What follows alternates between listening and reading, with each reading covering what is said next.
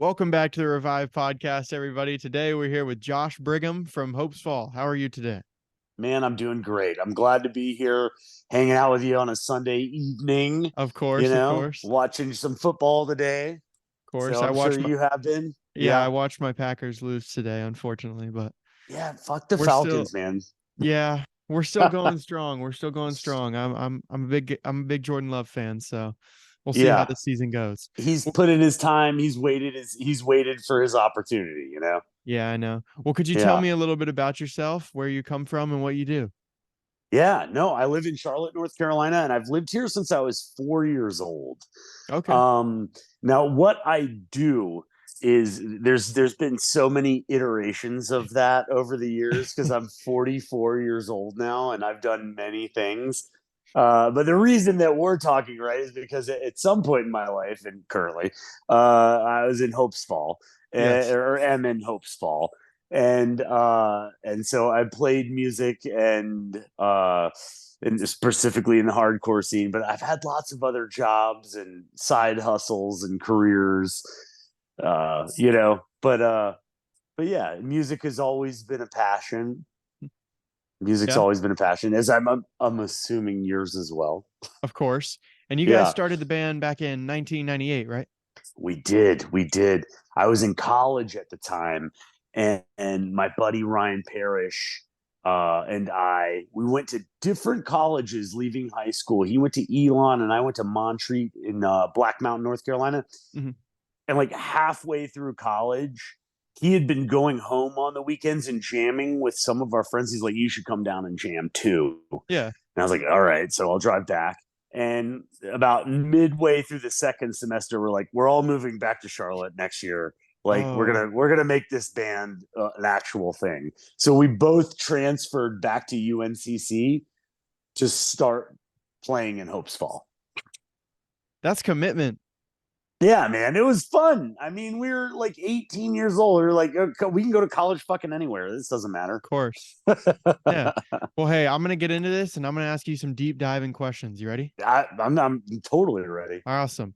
So I'm gonna ask you first how I ask everybody where you met them all and what made you want to start a band with them. Okay, so I met well, not all of them, but the initial crew of bandmates. Most of all of us went to a place called Carmel Baptist Church, and so we were a part of the youth group, and we all liked grunge. Okay. And we felt like outsiders in our youth group because we felt like we were at a country clubby kind of church, and we were the ones that were, I don't know, nice kids, but we were like dirty, grungy kids that liked weird music. That's me. And we felt That's like 100% me. outsiders. That's what we felt like, outsiders. So it like bonded us all together, and we were just super into music. And I mean, it all started, I think the Smashing Pumpkins and Hum and Dinosaur Jr. and the Pixies and Dinosaur Helmet. Jr. We just did a Yeah. show for them at the Senate. I was there for Yeah. that. Dude, they are fan freaking tastic, man. They haven't lost a step. Jay Massis is the Yeah. real deal. Lou Barlow's the real deal. Yeah. And they've been doing it forever. They rock just as hard. Yeah. Um, so that's how we kind of met each other. And it was just that shared interest in music and that shared sense of being on the outside, feeling like you're on the outside of something and wanting to have a group that you felt a part of or a place that you could call home, and music being the bonding factor. It was a natural thing. Of We just course. started jamming together, Yeah. and it progressed from there, Right. from casual, like, "Hey, I learned this pumpkin song, let me show it to you." Right. That's how it started. Awesome. I love that. So, Yeah. what do your family members think of your band? They like it, not so much like it, don't really care for the music? Not at all. Not at all. Not into it. And Really? they were not. No, no, no. Definitely not into it. Strangely supportive in waves. Okay. Um, like very much against and wanting me to quit. Like once the band had like fully gotten on tour and I'd gotten out of college, they wanted me out of the band. But then Oh, at one point in our lives, they'd actually let us have their minivan so we could go on tour. So it was kind of an up and down sort of thing. And it happened to correspond with, you know, the first record we put out. We were very much into the religion that we were raised in, you know, just being like Southern Baptist Christianity. right. By the time we were putting out our other stuff, we were just like, wait, this is like, we've seen a little bit of the world, and we're a little older now, and we don't necessarily buy all these narratives. Right. And when we started moving away from that, the support waned dramatically. Right. Yeah. Yeah. So what about the other band members? Were they like the did they help when you weren't feeling supported? Did they help support with you? I mean, they were always supportive, you know. Now, whether or not their parents were into it when we were young kids striking out on our own, I don't really Right. know, but there was nothing that ever happened that prohibited us from going out and trying to make our own Mhm. name and do our thing. So you guys weren't really doing this for the money. You were just doing this because you want to play shows, right? Oh yeah, we were doing it. It was purely passion. I mean, Yeah, you don't start a band in my well, I've never started a band to be like, we're gonna make money. of course. Yeah. Right. Like, and I've never made money being in a band, you know, properly Yeah. making a living. It was always a passion and like something that felt like it needed to be done. We didn't have an option, didn't have a choice. It was like, we've got to make this music. Right. We've And got you're to gut it out and sweat it out and make it happen. yeah. And the band's not your full-time job, right? No, not at all. No, what do you do full time? So I teach something called foundation training, Okay. which is most aptly described as spinal hygiene. Right. I was gonna It ask is about that. it's a corrective exercise specifically designed to get people out of chronic back pain. Hmm. And I happen to be someone who needed that. And so at 31 years old, the C6 C7 disc in my neck, so like right at the bottom of the neck before the thoracic spine, it Right. ruptured and paralyzed my arm. Like I couldn't reach my arm above my shoulder. I could reach it up to like this high, but that was it. And eventually I had neurosurgery to put an artificial disc in and clear the broken disc off of the nervous material in there, the joint, Right. in that joint. And post surgery, the surgeon told me, is like, hey man, I've got good and bad news. And I was like, oh, hit me with the good news, doc. And he's like, your neck's gonna be fine. And I was like, okay. What's the bad news? He's like, your low back is trash. You have the spinal health of an 80-year-old masonry worker. You're going to need multiple fusion surgeries in your spine in the next few years. And I was 31. And I'd never played like competitive sports, you know, had crazy impact injuries. I'd never been in some serious auto accident.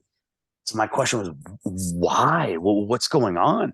And he just looked at me, shoulder shrug, like, I don't know, man, you got bad genes, but this is what you're dealing with. And so for the next 3 years of my life, I tried all these different modalities, did a lot of physical therapy and Yeah. inversion tables and zero gravity chairs and traction therapy, acupuncture, chiropractic, body work. The list goes on. And nothing, maybe all of it gave me temporary relief, but nothing got me confident in my body. And over the course of that entire time, I would say that like I was definitely experiencing chronic back pain, and it eroded my personality. It started taking me away from myself, and I became this Yeah. like guarded kind of shut in, like, Don't want to let and anything happen. yeah, don't want to hurt myself. And that was like one of the predominant thoughts, or the thought that was always running in the background. I was like, don't fuck yourself up. And it's just hard to live a full life when you're in that headspace. And my wife found a TED talk of this doctor named Dr. Eric Goodman, who was he was the strength coach for the men's Olympic water polo team going into the 2008 Beijing Olympics. This Okay. guy's 6'2", jacked, teaching Olympians, right? Hmm. Like the picture, the pinnacle of physical health. His back goes out on him so bad he has to get an MRI. MRI shows that his sacrum is fusing into the lowest lumbar vertebrae, L5, and L5 is fusing into L4. And he's got a bunch of back injuries. And the neurosurgeons are telling this guy, you need spinal fusion surgery now. Mm-hmm. And this doc was like, no freaking way am I doing that. I'm a chiropractor. Biomechanics and anatomy is my wheelhouse. I'm a strength coach. There's got to be a way to strength train the spine at length. Right. And that's what this guy set out to do so that he could pull the spine apart and hold it in this rope of tension, right? Because the muscles are literally woven around the vertebrae at the deepest level. He's like, there must be a way to pull this apart, but strength train it at length. And he set out to accomplish that for himself using his own pain as kind of the guardrails. And he figured out this process. Yeah. And so I saw this TED talk and I was like, at a point where I'm getting cortisone shots in my back and the doctors are telling me you need to start to think about scheduling the surgery. And I was like, well, I haven't tried this yet. Let me give this a shot. So I bought this doctor's book and started teaching myself these exercises out of this book. And I got out of pain. And I couldn't believe that I was the person that was getting out of pain. That was actually, that it was working. Because I'm no athlete. I'm regular. I'm an always average. And yet I got out of this thing that all these doctors were telling me there was no way out of.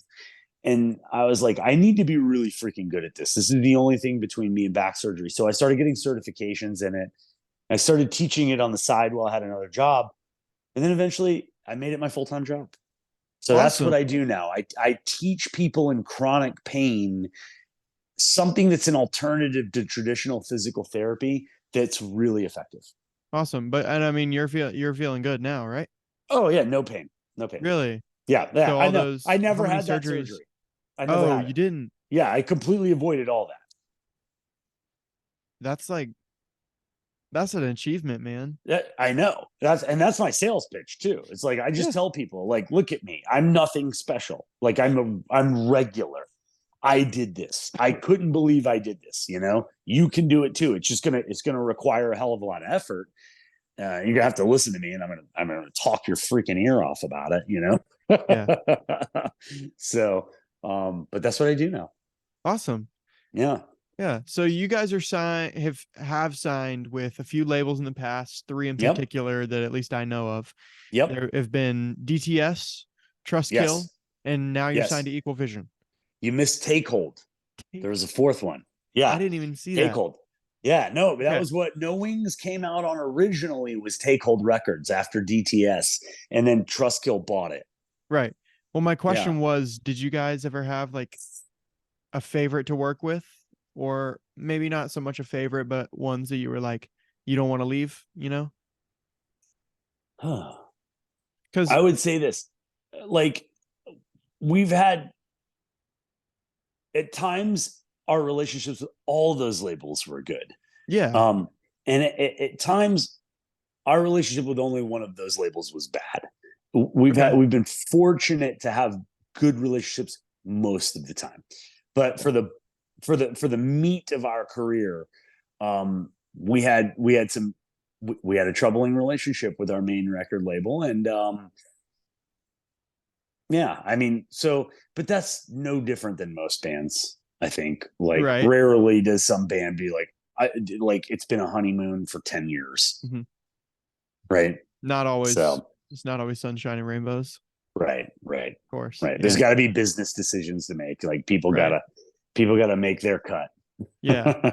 So, I mean, well, with all those 4, those were so DTS was the first one Yeah. you guys signed to. So that was until when you guys, Went to Take Hold. right. And when did you go to Take Hold? 2000, after you guys put the band back up, 2011? No. Take Hold was 2001. I believe is when No Wings came out, our EP, right. our 4-song EP. Right. And that's really what kind of drove us from being a regional band to something a little larger, where we were on the radar of some bigger labels. Yeah. So, well, in 2007 was the first time that you left the band, right? Yes. And then in 2008, the band split apart for a little while before coming back in 2011 for the two reunion shows. What Right. was your reaction to the news that they had disbanded? Well, so in 2007, I quit, Mhm. and I thought that's the end. And four of the members in the band quit also, and then one of them Oh, didn't, and got four other members to fill in and went on tour for a couple tours, and then they just couldn't manage it. So then they quit. And then in 2011, I was part of the group that played the two shows, and we went all the way back to the very original lineup and did just a couple reunion shows, and that was it. There was no plans of rebanding and right. making more music. Um, and so that was 2011. Brief little couple show stint as Hopesfall, but in the background, me and the drummer and the guitar player from three of the records, Arbiter, Magnetic North, and A Types, were jamming and writing music, and just we're having a good time, just trying to be creative, just trying to have some fun. And we would take long breaks. Like sometimes it would be 6 months between a practice. Oh, Yeah. And between 2011 and 2017, we were just writing music just to have a creative project. And eventually I talked to our old producer, Mike Watts, at Voodoo Studio in New York. And I was like, hey, man, we'd love to come up and just make a demo. Can you cut us a deal since we've worked with you before? Like, we're self funding this shit. And we sent him up some like rough recordings that we made. And he's like, do you mind if I go and shop this around? yeah. And we were like, heck no, we don't care. And so eventually he showed it to Equal Vision. And Equal Vision was like, listen, if you guys call this Hopesfall, we'll pay for you to make a record. And we had no intention of calling it Hopesfall. We were just making music. We were going to call the band Arbiter. Mhm. And They wanted you back. yeah, and so when they were like, hey, there's value in Hopesfall, and we think Of that people would course. be interested in it. And we all put our heads together and we're like, are we just being like prideful, just saying like, no, we're done with that? Like, should we just take this handout?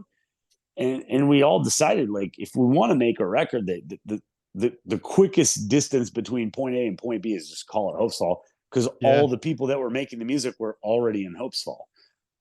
So we did. Right. And Awesome. that's And how Arbiter came to be. yeah, that's awesome. So you guys, Yeah. you just had no intention of making it Hope's Fall. You just wanted to make music. Yeah. I mean, that's part of the creative element there too, right? It's like once you have that itch, you got to scratch I like that. I've never heard that one. it. It's just like one of those things. It's this deep burning desire to make something, and we have the capacity to do it. And we're like, all right, well, let's just freaking do it, you know? Yeah, Yeah. awesome. And I mean, the last Yeah. tour you guys did in Japan, that was Yeah. supposed to be back in 2019, but it got postponed for COVID and all that. Was Yeah. that something that kind of set you guys back, or was it something that you kind of were like, this is happening, we can't do anything about it, we're just going to bounce back? I would say that it was a setback emotionally. It took some of the momentum away. Yeah. Because we put the record out in 2018, Arbiter. 2019, uh, we we were contacted about going on tour. It was actually supposed to be March of 2020 is when we were supposed to go to Japan. And so we were interested in making more music and getting back out there. And then COVID hit and just took, everybody took a bath on that. And we couldn't believe that the promoter kept up with us throughout that whole process and was like, yeah, 2023, let's make it happen. And we were just like, thank you. Yeah. Absolutely. We'll go over there and play those shows. So yeah, that was the last tour we did, was in March of 2023. We Yeah. did 5 shows in Japan. Awesome. And I know those crowds in Japan specifically, they don't applaud, right? So, we had some nights where kids were going nuts, and we had some nights where it was completely quiet. Oh, We had really? both. We had both. Really? Yes. So like you just no one made any noise, anything for the whole set? Yeah, a couple of the nights. But then a couple of nights, it was just like complete pandemonium the whole time. Oh, really? Yeah. Was there anyone like running around all that when like I, when all this was yeah. unfolding? Yes. Like, yeah, stage diving, like the whole, like full on hardcore show experience, But they just wouldn't. pylons. But they just And wouldn't. then some nights it wasn't. I feel like just depends on the area then, I guess, Yeah, right? I don't have a good explanation for it. Uh, We were like, all right, well, this is what we're doing, and like we're gonna have fun regardless. did that feel good for you guys though? Like was that or Yeah. did that kind of take out the element of this is what Well, we want? I mean, the nights where like everybody's really quiet, it was unusual, but it's like the five of us were like, dude, we're in Japan. We're going to eat like amazing food after this and explore a city that we would have never got to come to otherwise. It didn't dampen our mood. Right. Yeah. Yeah. So, well, when you guys first formed the band was in, I said 1998, Yep. and you guys went until 2008, so for 10 years. Then you Yeah. guys played those reunion shows 2011, and Yeah. then you got the band back in 2016, and I assume you guys are still going strong. So we put out the record in 2018, and we've recorded music since then that has yet to come out. And yeah, we're playing Furnace Fest this weekend. I'm very excited about that. Are you gonna be there? I won't be there, no, because my dad's not Oh, playing. My dad's not yeah, playing, but yeah, I'm very excited. I really wanted to go because this is the one year they haven't played, and I was like, "Why don't you guys want to play?" And they just all kind of want to. They just want to change up, you know. They just kind of want to yeah. switch it up a little bit. But I remember you guys last year didn't play, Right. but We played 2021, and then they put us back on in 2023, which we were yeah, happy to do. Yeah. I know. And some of my favorite bands are playing there. I mean, Who's some of the ones that you're stoked about that you my would be my seeing? my biggest ones are Orthodox, Turnstile, and Hatebreed. Yeah, dude. Have you listened to Better Lovers? I don't think so. Who is that Dude, by? it's a bunch of the people from Every Time I Die, and then the singer from Dillinger Escape Plan on like the last Mhm. four records, Yeah. and the producer Will Putney. They all formed a band, Oh, cool. and it is freaking awesome. Like Yeah. Well, I am so pumped to see those guys play. yeah. That's the one. That's like the highlight show for me. Better Lovers. I saw Orthodox at New Brooklyn Tavern, Mm-hmm. Columbia, a couple months ago over the summer. I think it was like Yeah, July. Um, but that was, I mean, that was one of the best shows I've ever been to. dude. Like, I love that venue.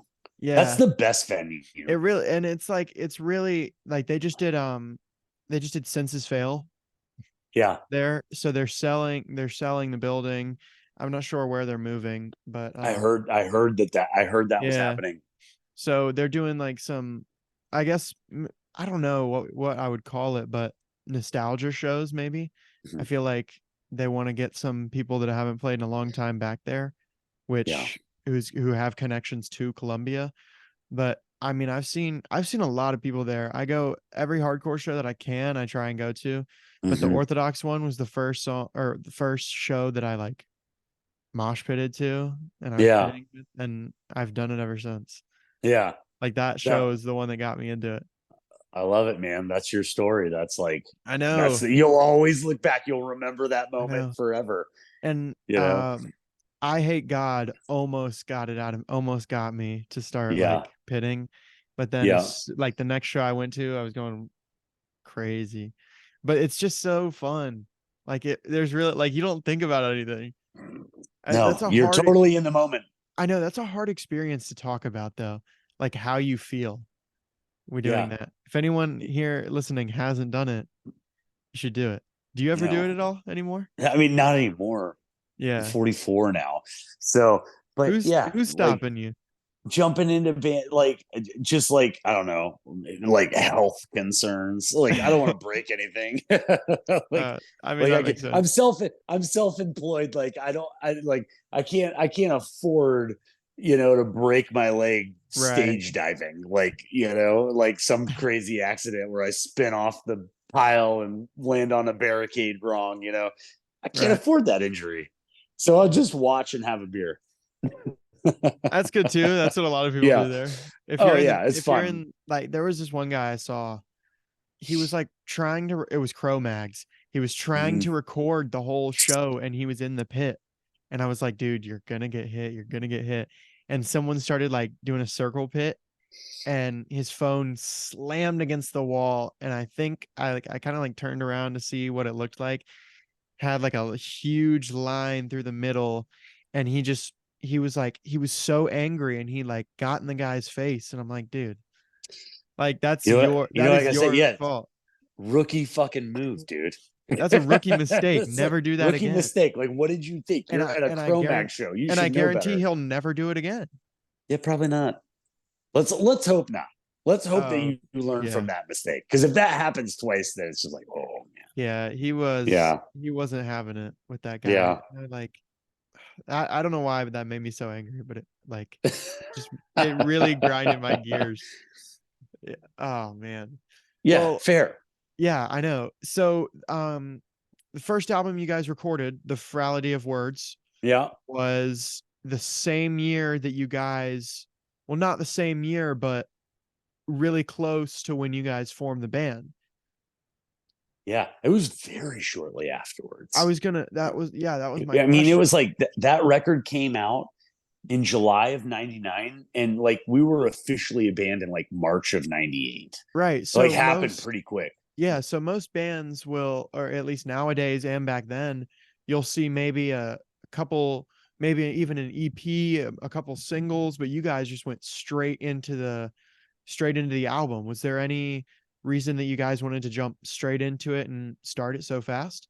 Like we had been writing, like we were writing quickly, and like we had the material. We're like, let's make a freaking record. Yeah. DTOs was like, yeah, let's make a record. So So how quickly did you guys get signed? I was fast. I don't remember the Really? exact timing, like months wise or so, but I mean, we put out that record in 99 and we started in 98. So it was a pretty Oh, quick process, yeah.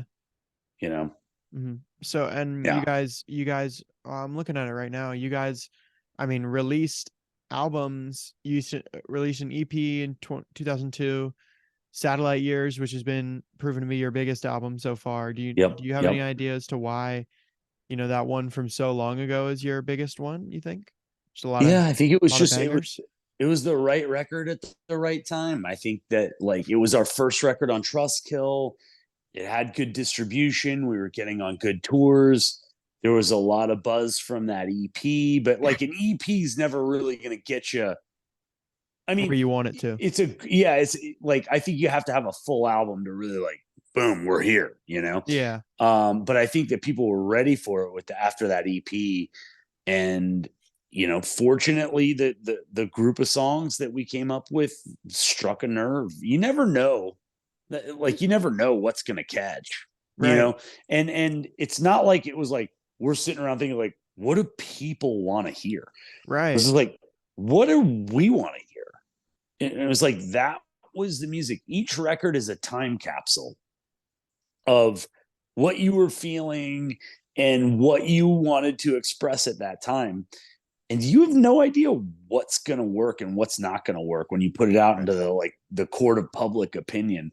It just happened that the Satellite Years worked, Right. and thank God it did. Like I have like so many of my experiences of being a young adult were formed on the back of that record, on the success of that record, on the Right. opportunities that it allowed us to have to travel the world. And yeah, so I don't know the why, but I can tell you I'm grateful that it happened. Right. And that, I mean, releasing an album that soon shows the people that, you're the real deal. Like you're not just a band just playing around. You guys are serious about it. Yeah, we were And definitely you serious about yeah, and I'm saying that's what I'm saying. And you were it. serious about it. So Yeah. I feel like you guys showing how serious you are about it, releasing an album that quickly, I feel like that gets people more engaged. You know what I mean? Yeah. Like You know, that, I think I mean, it was the right time. It had right the right place. art. It had the right sound.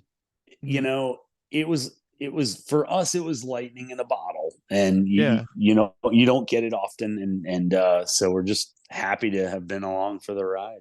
Yeah. And you say the art, like the cover arts on all these albums and even singles, they look kind of ooh, they look like something I would see off of like a lo-fi playlist. The Mm-hmm. cover arts.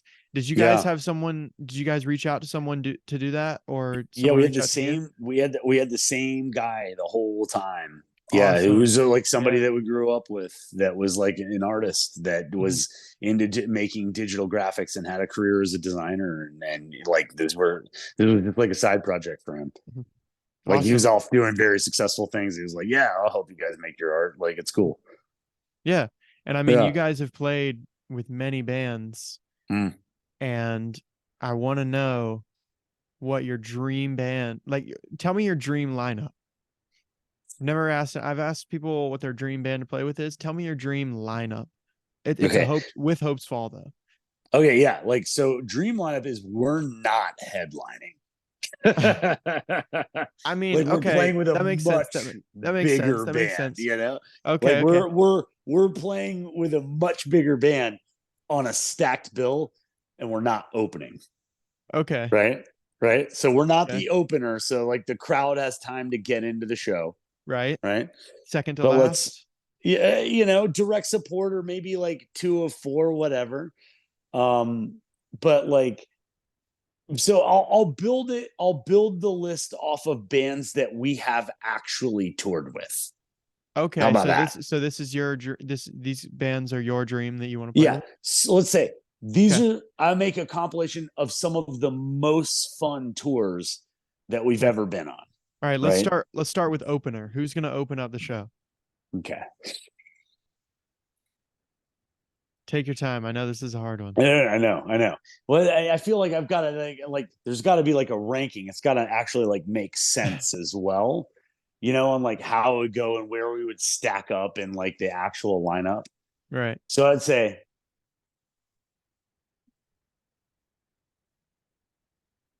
all right. So I want it to be a multi-genre tour. I want it to kind of challenge Okay. like I don't want it to just be like a straight up like punishing hardcore tour. I'd like it to be an eclectic musical experience, Okay. right? That we fit into happily. I like that. I like that.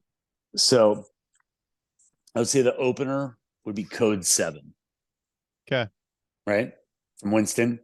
Right. We toured with them so many times. Okay. So many freaking times, right? All right. And then we'd be second, right? So Okay. Hopesfall would be second. So you're in Right. the And middle, then and then yeah. who's gonna play And then before the headline? Every Time I Die, Okay. right? Would be 3 or 4. And then Coheed and Cambria would be the headliner. Okay. I like that. Yeah. That's a different. It's kind of mixing it up. It's got Feeling a a little lot going on. funky here. It's got a lot going on there. Yeah. So yeah, I'll throw that out there. Awesome. Now, who is your favorite all-time hardcore band? I can't name one. Give me a couple. Give Like me a I couple. gotta give you like a list, Okay. because it's depending on the day. I'm like, yeah, this is my favorite track, and then next day it's gonna be like, this is my favorite track. But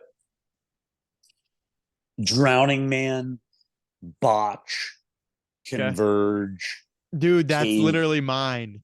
Cave In, um, Zayo, Strong Arm. Okay. Who else? Every Time I Die, Right. Coalesce. Mm-hmm. Some of my other favorite hardcore bands, Counterparts, Yeah. Defeater. I like that. Yeah. Who else? I mean, there's so many now. It's like now I'm just like running down a list in my head and like, wait, I'm definitely leaving some folks out that I would hate to leave out. But right off the top of my head, Yeah. there's no one favorite, but like all of that's on the list. Hmm. Yeah. Awesome. Now, do you Yeah. have a favorite band that's not hardcore that's like that you're listening to a lot? Hum is my favorite band. Ever? Hum. HUM. Hum. Okay. Yeah. Hum and I'm the not Smashing I'm Pumpkins. not very familiar with Hum, but I respect the the answer there. Yeah. Hum. That's Awesome. like that's what I would tell people. Final If you answer, if no going you're back. if you're a Hopesfall fan, listen to Hum. If you've Yes, never heard I Hum, will. you're gonna be fucking excited. I will listen because I do listen to Hopesfall a lot, and that Yeah. is why I would love to break down two songs with Yeah. you. Yeah. We've got first RX Contender the Pretender, Yeah. and then we're gonna take it all the way back to 2002, and we're Okay. gonna go from No Wings to Speak of, but we're All gonna right. go Open Hands to the Wind. All right. That's fine. Which one we feeling first? Both are opening tracks. Both are big energy. Yup. Um, I don't know. It's six of one, half dozen of the other. Like I think they Okay. both like hold their spot as an opening track. Um, you know, I like them both for different reasons. I love the feedback outro on RX Contender. Like I love just like that we were just like putting our guitars into the amps and getting these big squeals and all this fucking noisy, just chaos mess of noise that Mike mixed into like a cool fade out outro. I love I love Jay's vocals on that track. Yep. But then I love Open Hands for it's just to me it was like a pretty homage to like Drowning Man. It was just very heavy the whole time, and then when it broke out, I thought it was really pretty when it broke out, and I thought the big outro on Open Hand was like a very almost like indie rock, like emo, like early Yeah. indie rock emo, like kind of braid, mock orange, kind of like, I don't know, something jagged but melodic simultaneously. Okay. Um, yeah, I don't know. I like Well, both of those songs a lot, and I think they both are good opening tracks. I agree. Well, I'm gonna Yeah, say my favorite is definitely RX Contender the Pretender. It's yeah, my favorite Hopes Fall song. So I'm gonna save that one for last. right on. All right. So first we're gonna go back to 2002. We're gonna go Open Hands to the Wind. Yeah, let's do it. All right. In this Yeah, song, um, the lyrics say, "I'm embittered towards humanity for its failures, yet I yeah, possesses all of the same shortcomings. There is right. grief in wisdom, there is sorrow in truth, yet the heart of the wise is the house of mourning." Could you Yeah, explain these lyrics to me? yeah. It's like just the dichotomy of life, right? Like the things that you're Yes. angry about are just a mirror, and you're doing the same shit that you're hating on. Right. Just is what it is. And then like knowing that and like being able to like sit with that and just be like, okay, right? Like I'm no better than the next guy. Like we all fight the same uphill battle, Right. right? We all like, and it's an internal battle, right? Everybody's like struggling with some sort of grief or trauma or physical iniquity or something that's holding them back. But it's like your job is to make the fucking best of it. That's Yeah. everyone's job, right? Right. So it doesn't matter how esoteric and poetic you can say it. It's like we're all fucking shoveling shit. Right. And do you ever write any of the lyrics? Yeah, I wrote Oh, you those. do? Yeah, Okay. on that open hands one. And who writes the music? It's a collaborative effort. So Oh, it's very good. much a collaborative effort. Yeah. Like there's no one overarching songwriter. Everybody brings their ideas to the table. And the process is you get in a room with four people you trust and you jam And when everybody looks at each other and is excited about the same thing, you're onto something. Of course. Yeah. And if you got to convince one person, three people are super stoked and one person's like, I'm not feeling it. It's like, well, that gets thrown on the scrap heap. Right. Start over. And this song, excuse me, this song is very sounding like this is inside of you, if that makes sense. This is something that you're feeling and experiencing, and you wrote about it. Did that kind of make it not a better experience, but make you feel more comfortable about what was happening at this time, what you were going through, if all that?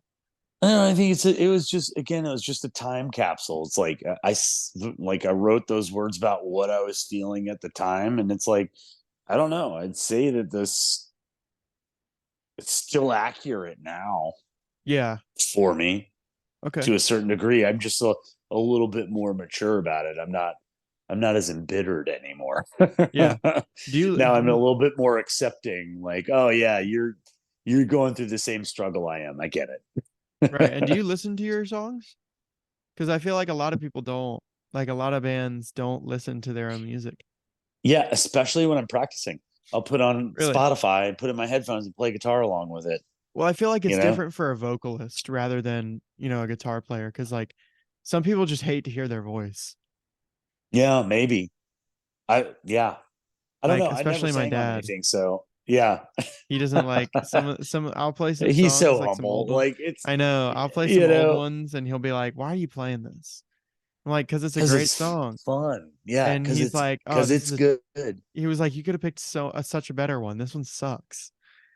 I'm like, "All right, man." But he's Well, there got you the go. one. He's got the ones he likes. He's got the ones he doesn't like. But Yeah.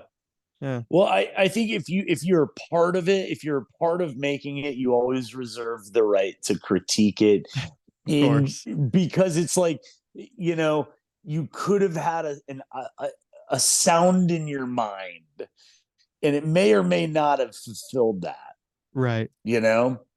And so I can relate to that on many ways, because it's like I listened to the very first record we made. I'm like, oh man, I like a lot of those ideas. However, I wish that we had had more like editing savvy. Like, why did we play that 8 times? Like, we only needed to play it twice. And the song could have been tighter and more impactful, So in hindsight, looking back, you're like, oh, we could have done this, you could have done that, and you reserve the right to make that critique, right, if you made it. awesome. And all in all, what would you give that song, "Open Hands to the Wind," out of 10? Would you rate that one in a Hopesfall scale? Like out of the Hopesfall songs? I'd say it's high up there. It's not in my top 5 favorite Hopesfall songs, but I'd say it's way up there. Okay. Let's give it an 8 out of 10. Not too bad. Yeah. Could be better. Could be a lot worse, but absolutely. I feel like 8 out of 10 is really solid. Yeah, I agree. I would give it an 8 out of 10. Awesome. Well, I'd love to move on to RX Contender, the Pretender. Sure. My personal favorite Hopesfall song. Heck yeah. Let's do this one. So in this song, the lyrics say, "I'm incensing something socially mechanical, who's playing the angels when sometimes things are held to clinic. We think we're getting how we want to feel, and in no way will it suffer. We're still drinking." Could you explain those a little bit? Yeah, I didn't write those, but it's Right. like, I do know like part of what Jay was thinking at the time. Mm-hmm. And when we wrote that, we were 26, 27 years old. It was like the 4th record we put out. We were in a pretty dark place as a band when we wrote that record. Okay. And I think, and I don't want to put words in his mouth, but what I take away from that song is like a critique on the rush to get it all together in your 20s, to be on the right path, to be like, I made the right decisions early. Like, I'm 25, I'm 26, I'm getting married, I'm doing my job, I'm on the right path. And realistically, most people at that time have no fucking idea what they should really be doing, right? They're still Yeah. figuring it out, you know? And I think that that's kind of the vibe of that song. But coming from a place of feeling underneath it, like on the bottom edge of it, like you've been pushed down, like Yes. that record in totality was was written in a dark time, and I think it's the heaviest in the content wise and emotionally. I think it's probably like the heaviest, not in like a riff like chugga chugga hardcore way, Yeah. but like, you know what I mean? I know Like what it you was mean. just, Yeah. that was a heavy time. That was a heavy time. That whole freaking record. Yeah. I mean, it's a Yeah. great song. You've got the little breakdowns in the middle. I mean, it's I wouldn't I feel like I mean, correct me if I'm wrong. I feel like that's not as much of a hardcore song. No, I agree with you. I feel like that's more of a punk kind of little bit of pop punk maybe. I mean, I'm not very great with the genre sounds, No, but I would, and to us, you know, on that record, I feel like we were experimenting in a place of like post hardcore yeah. and not quite progressive rock, but just like, I don't know, like not orthodox alternative rock, heavier, grittier, with post hardcore mixed in there somewhere. It is to me how I hear that record. I agree with you. I don't feel like it's a hardcore record. It's not a Yeah. hardcore record, straight up. Like it's fucking not. Right. Yeah. Yeah. And I mean, so you guys haven't released a song since 2020. That's been 3 years. Are you guys working on releasing some stuff right now, or are you kind of just We have focused music on? ready to go in the back, recorded, like Yeah. ready to go. Like, so it's just been, the timing has just not worked out, Mhm. you know, but like we will have something. Right. And is the Yeah. label not letting it drop, or? No, nothing like that. It's just like being in the position of being a band where it's like, this is at this point in our lives, it's not our full-time job. You Yeah. know, we all have full-time jobs. Everybody's got responsibility. Half the guys have kids. You know, it comes second place. You know, Yeah. because it's like you got to go earn a living and you got to do what you got to do to keep your Right. family right. You know, and this is, and I've used this term like jokingly, but it's an apt description. But like, we're a hobby rock band. We're Mhm. incredibly fortunate. Like, this is a hobby that we still get to do, Right. Yeah. you know? And And so it's just, it's always on the back burner. right. And do you guys have like a specific story on how you came up with, the name origin of Hopesfall, Hopesfall? Ryan came up with it. Okay. So yeah, he just thought it was a clever turn of words together, and it kind of Yeah. had this melancholy vibe. And obviously, Yeah. we're huge, like kind of dark rock, dark grunge, heavy, you know, like that was the, I don't know, that was the plea, you know, we felt like we were tortured souls, even though we were completely, you know, raised in middle class America. We had nothing to complain about. Right. Right. Right. You And know, but I we felt like you know, we're artists and we're understandable. Yeah. depressed. Understandable. But I mean, and the music definitely reached an all-time high for you guys in terms of how you were feeling. I mean, it was how we got it out, you know, it was how Yeah. we processed it, you know. That's a good way to do it. Yeah. Yeah. It Anytime was a I'm like, creative outlet. right, anytime I'm not feeling 100%, I just slap drums. Yeah. Gets a lot of energy, a lot of adrenaline. Yeah.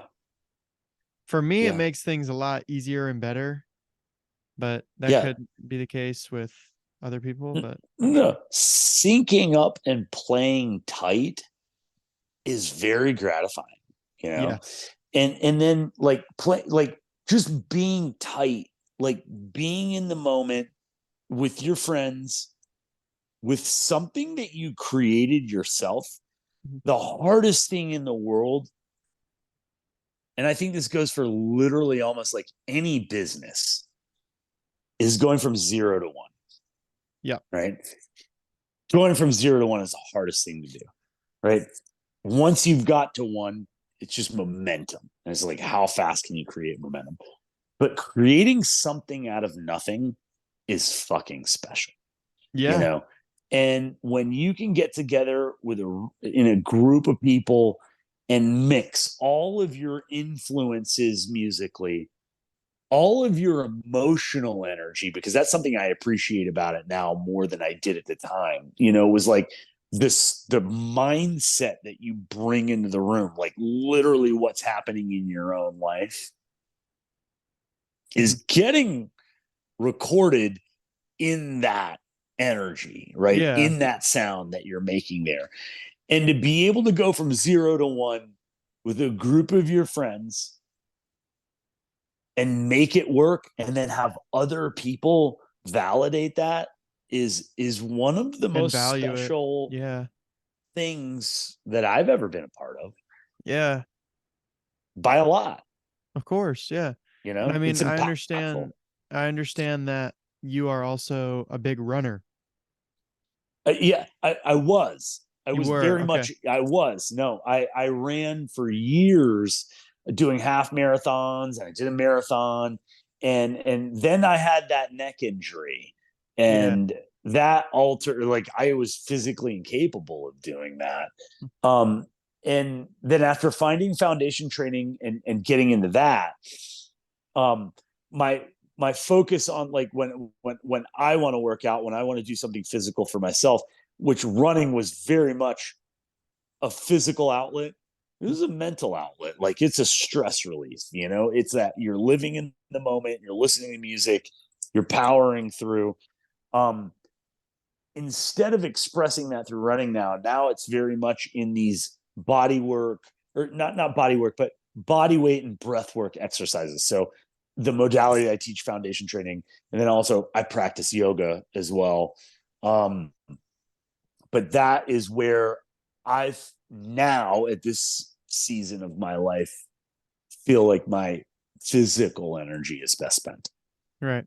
And there was Yeah. a time many, many years ago in Florida, you were, I don't know, maybe it was a marathon.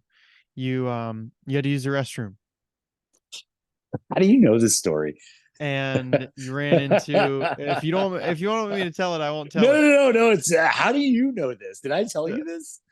I can't say. I'll tell you after, Okay. but you ran into an Okay. abandoned house and you went to use the restroom. Yeah. Yeah. I was like 18 miles into a marathon in How long ago was Miami. this? 10 plus years? January of 2011. Oh, It was okay. January of 2011. I was running a marathon in Miami. And I mean, to give you the full story, I couldn't sleep the night before. Like, I was just nervous. It was Yeah. my first marathon. I'm in a hotel, can't fucking sleep. You know, the you have to be at the starting call at like 5 a.m. And I go to Oh, bed. I try to go to bed at like 8:30 that night. Can't sleep. I'm up at like 3:30, just wired. You know, so I go down to like the hotel lobby and I just drink some coffee and I eat some bagels.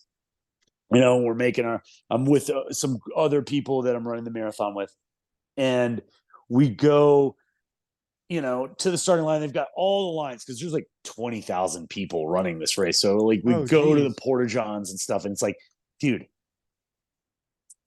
I can't take a shit. Like, I just can't do it, And I'm Yeah. like, dude, I'm about to run 26 miles. Like, I really need to use the restroom. I should really do this, but I can't. So I'm like, all right, fuck it. The first 13 miles of the race, there's facilities all over the place. Like, there's porta johns everywhere. It's like you got to bust off and use the restroom. There's facilities, but like, of the 20,000 people running the race, like 17,000 of them were doing the half marathon, which is Oh. 13.1 miles.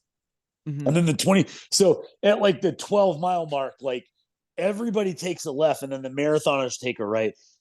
And then there's like periods of time where I'm like, there's there's like signs zip tied to telephone poles that are like marathon this way. Like you get spread out. And I turn down this long road, and it's this really nice row of houses. And there's people in their driveways, and they're like spritzing you with water bottles, and their little kids are out there with signs. And it's like, it hits me. It's like, I got to use the bathroom. Like, I got to use the bathroom. And I'm on this like path, and it's like, there's nowhere to go. And mind you, I'm 18 miles into a race. So it's like mentally, I don't know where I was at. I was fatigued. And we take his turn, and it's like a mile straight, and I can see that there's no facilities. And so I'm literally like, okay, I need to find a storm drain in the shade. Like this is Were you about to by happen. yourself? Were you running by Yeah, I was yourself? Like by myself. no one was near you? I mean, there's like somebody 50 yards in front of me, somebody 50 yards behind me. Yeah. And I'm not in the right mind. I'm not like, there's families out there. I could clearly just be like, I'm running this marathon. Can I use bathroom? And they would have said, of course, you know? But so I'm like, I'm starting to get emotional. I'm like, this is going to happen. I'm going to shit in a fucking storm drain in front of all these people. And I see this abandoned house. And so I jump the fence. I run in there. I use the bathroom. I get back on the road, and I finish the race. Monumental. That happened. What was your time? Do you remember? It wasn't as good as I thought. It was 4.5 hours. And my goal was to run 4 hours, but I trained all through the winter, and it was a cold winter. And then going to Miami, it was a hot January, and I was just I bet. flamed out faster. There was so much humidity, and I wasn't used to it. So I finished the race. I ran the whole thing, but I didn't make my time that I wanted. Well, I mean, I would love to hear some stories about, hopefully soon you can be running again. Is that something that you want to be able to do? No, I can run, and I do occasionally run. It's just not the focus of what I want to do. I get much more out of going to yoga. Yeah. Like that's where I want to spend my energy and my time. Mm-hmm. And that's just kind of an outlet for you. Yeah, that's my safe personal spot. Yeah. That's my personal preference for how I want to express physicality and get the sweat and do my breath work, and that, and of course the modality I teach, foundation training. Right. Yeah. Well, Mr. Brigham, I really appreciate you hopping on this podcast with me. I would like to ask you one more question. Of course. If that's good with you. I would love to ask you, and I'd love you to really think about this one, but what is your message to the world? Everyone. The whole world. The whole world. Yes. All right. I'll go with something that will hit home then. I'll say that compassion fills the void. I like that one. Yeah. Sure does. Yeah. Like you should know that everyone has their cross to bear. And if you can recognize in even people that anger you, that there is vulnerability inside of that, and that they've got their own thing, it's very leveling, right? We're all here. There's not this. We're all here, right? Yep. And I think that you can have compassion for others, even people that piss you off. That's probably the best place to be. Mm-hmm. Right. Awesome. Yeah. Well, I do actually, I just thought of another one. I've never done this, but there's a question that you would like to ask me and you want answered. I'm here. Yeah. If you had one question to ask me. One question, Owen. What, so like, all right, you're Chris's son, like you grew up on hardcore, like you grew up in punk rock, all right, what's the not hardcore punk rock music that you freaking love, man? What are you embarrassed to, like, what's your guilty pleasure? I'd really have to look. So I'm a big like 80s guy. Dream On. I'm listening to that 3 times a day. Yeah. Dream On by Blondie or No, Dream On by Aerosmith. Aerosmith? Okay. Aerosmith. Yeah. I'm listening to that every single day. Um, I mean, I'm listening to a lot of like I'm a big lo-fi guy. I love that, man. Like I'll anytime I I like some lo-fi, man. yeah, I'm down. I mean I got a anytime I get Spotify the chance. lo-fi playlist. I do too. Anytime Yeah. I get the chance, like if it's the right, if I'm studying or if I'm in class, like doing Yeah. independent work, like if it anytime it's quiet and I can listen to music, that's it. Like Yeah. I feel like it's just so much better of a time to listen to it than ever before. All right. But when I'm I in the feel you. car, it's a completely different story. Yeah. Like when you're driving, you got somewhere to go. You gotta get pumped Yeah, up. I'm Yeah. normally I'm the guy with the windows down, volume up. Yeah. Like I hate being that guy, but I just love it. No. I delivered pizza for years, like Oh, really? just straight up listening to pop punk and hardcore, just like, Yeah. let's go, get there. Like, cause everything was a race, you know, it was like Yeah. the faster I go, the more money I make. So Right. I feel you on that. Yeah. But I mean, I'm always max volume. My dad wouldn't like hearing this, but I'm max volume all the time. Windows down all the time. Any chance that I can have the windows down, they're down. Okay. Like I just love the breeze. Whether it's Yeah. hot, whether it's cold. And you live in Colombia, man. You're just swimming in humidity down Oh there. yeah. Heck That's yeah, we freaking are. bold. I couldn't Heck freaking yeah. do that, man. I would never be windows down in August or early September in Colombia. Yeah. Well, I've always got Just melting into the car. so I've got AC blowing too, and so I've got it like directed both vents, my vent and the passenger Uh-huh. side, and I just Uh-huh. got it blowing in my face. Yeah. I mean, it cools off my face, but by the time That's I'm wasteful, Owen. That's wasteful. okay, well, I'm by the time kidding. I'm I'm back kidding. home, my Yeah. face feels great, but my back is sweating beyond belief. You're There's stuck no to the getting, chair. and there's no getting behind it. Uh-uh. Like Uh-uh. I feel like you can just hear You, like it unstick from the leather. uh-huh. You know what I mean? You gotta roll up those windows, dude. Keep that AC on, man. Yeah, I've been working on it.